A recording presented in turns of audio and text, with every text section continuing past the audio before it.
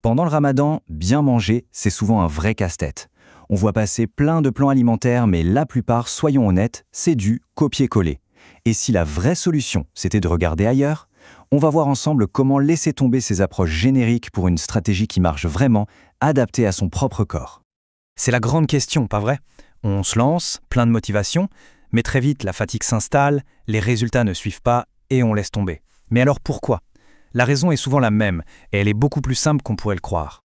Et voilà la réponse, elle tient en un mot, l'unicité. C'est logique, un plan qui est fait pour quelqu'un de 90 kg ne peut absolument pas marcher pour une personne qui en pèse 55. L'erreur de base de la plupart des programmes, c'est qu'ils oublient complètement la personnalisation. Bon, alors c'est quoi la solution?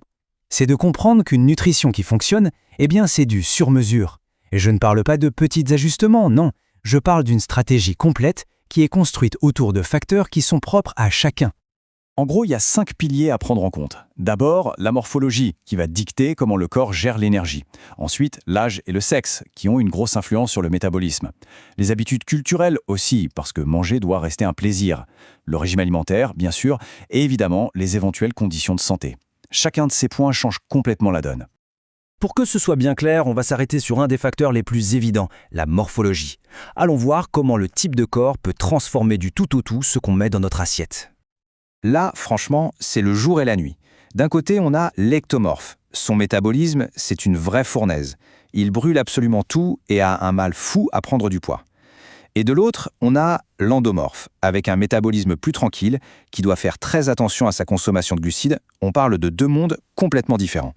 Et regardez ce que ça donne en chiffres, c'est super parlant. Si on regarde la ligne des glucides, on voit qu'un ectomorphe a besoin de quasiment 2 fois plus de glucides par kilo qu'un endomorphe. Donner le même menu à ces deux personnes serait une erreur monumentale. Ok, les chiffres c'est bien, mais concrètement, au moment de préparer le soufour, ce repas super important avant le lever du soleil, ça donne quoi dans l'assiette? Passons de la théorie à la pratique. La différence, elle est juste flagrante. À gauche, pour l'ectomorphe, on a un repas super riche en glucides, avec l'avoine, les bananes, tout ça pour alimenter la machine. À droite, pour l'endomorphe, c'est un repas centré sur les protéines et les bonnes graisses, avec des œufs, de l'avocat, pour être bien calé et gérer la glycémie. Le truc important à comprendre, c'est que les deux repas sont excellents pour la santé, mais chacun est optimisé pour des besoins totalement opposés. Ok, on a parlé de la morphologie, mais attention, ce n'est qu'une partie du puzzle. D'autres facteurs, tout aussi cruciaux, viennent affiner le plan nutritionnel parfait. Alors là, c'est un point un peu contre-intuitif, mais il est capital. On pourrait se dire qu'en vieillissant, les besoins diminuent. Eh bien pour les muscles, c'est tout l'inverse. Pour préserver sa masse musculaire, on a besoin de plus de protéines. Et le chiffre est là, entre 2,2 et 2,4 grammes de protéines par kilo. C'est même plus qu'un adulte plus jeune. Si on ignore ce détail, on risque d'accélérer la perte de force. Le sexe aussi, c'est un facteur clé. Prenons le cas des femmes sportives. Leurs besoins en fer et en calcium sont plus élevés. En même temps, le rapport calorique global est souvent un peu plus bas que celui d'un homme du même poids, tout simplement à cause de différences dans la composition corporelle. Et puis, il faut le dire, bien manger, ça ne veut pas dire manger triste. Genre poulet brocoli à tous les repas, non. L'héritage culinaire, c'est une force incroyable. Il y a des tonnes de plats traditionnels qui peuvent être adaptés pour être parfaitement équilibrés. Il existe des menus complets et adaptés pour plein de cuisines du monde, que ce soit la cuisine tunisienne, marocaine ou même indonésienne. On peut donc tout à fait atteindre ces objectifs sans sacrifier les saveurs avec lesquelles on a grandi. Bon, on a bien compris le pourquoi du comment. Maintenant, la question c'est comment on fait, concrètement. En fait, créer son plan, c'est un processus qui est bien structuré et tout à fait accessible. En fait, c'est une sorte de feuille de route en 5 étapes.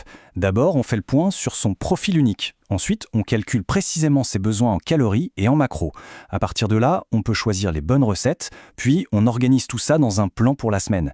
Et l'étape la plus importante, la 5e, on reste à l'écoute de son corps, on regarde les résultats et on ajuste. C'est un cercle vertueux en fait. Le message, il est donc super encourageant. Les outils pour y arriver existent. Avec un grand choix de recettes détaillées pour chaque profil, c'est tout à fait possible de se lancer et de mettre en place un plan qui, cette fois, sera vraiment efficace. Finalement, tout se résume à cette question, non? Si on arrête de suivre les conseils passe-partout pour adopter une approche qui respecte notre propre corps, on se donne toutes les chances d'y réussir. Et pas seulement pendant le ramadan, mais pour avoir une nutrition optimisée sur le très long terme.